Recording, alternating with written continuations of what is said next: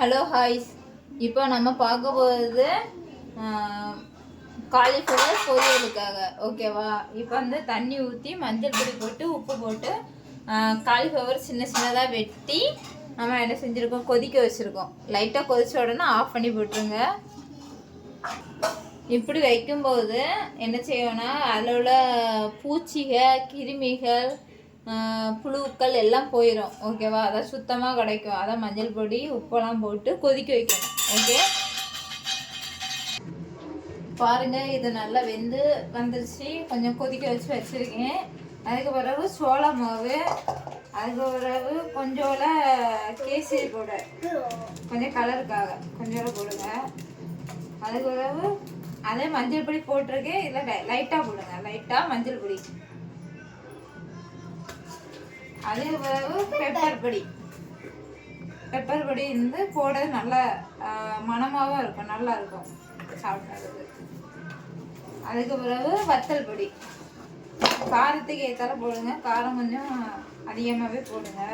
நான் நிறைய கொஞ்சம் வச்சுருக்கேன், 3 பூ போட்டேன். அதனால் வந்து கொஞ்சம் காரம் நிறைய தான் போடுவேன். நீங்களும் போடுங்க. அதுலேயே உப்பு போட்டிருக்கேன். இதில் கொஞ்சோல உப்பு போட்டுருங்க.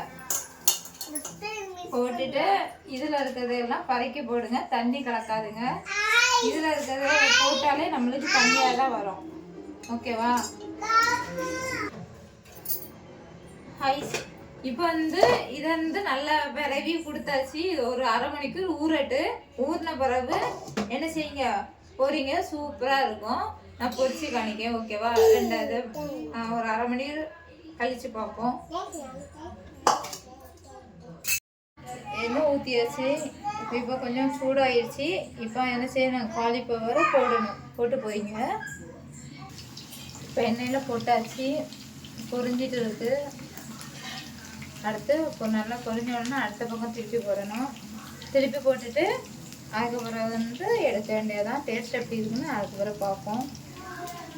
பார்த்தீங்களா எப்படி இருக்குன்னு? இதே மாதிரி ட்ரை பண்ணி பாருங்கள். இப்போ அவையில் கூப்பிட்டு டேஸ்ட் எப்படி இருக்குன்னு கேட்போம். ஓகேவா?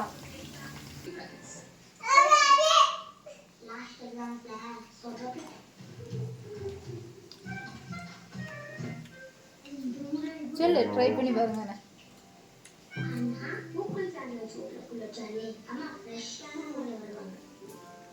ஹாய்ஸ். இதை வெளியே வாங்க போனால் நம்ம 50 ரூபா கொடுத்து வாங்குவோம். நீங்கள் என்ன செய்யணும், வீட்டிலே வாங்கி நீங்கள் பொரிங்க. ஆனால் பொரிச்சு சாப்பிட்றது உடம்பு கேட்டு தான். ஆனால் எப்பமா ஒருக்கா சாப்பிட்லாம், பிள்ளைகளுக்கு ஆசைக்கு. ஓகேவா? லைக் பண்ணுங்கள், ஷேர் பண்ணுங்கள், சப்போர்ட் பண்ணுங்கள் ப்ளீஸ். Okay, bye.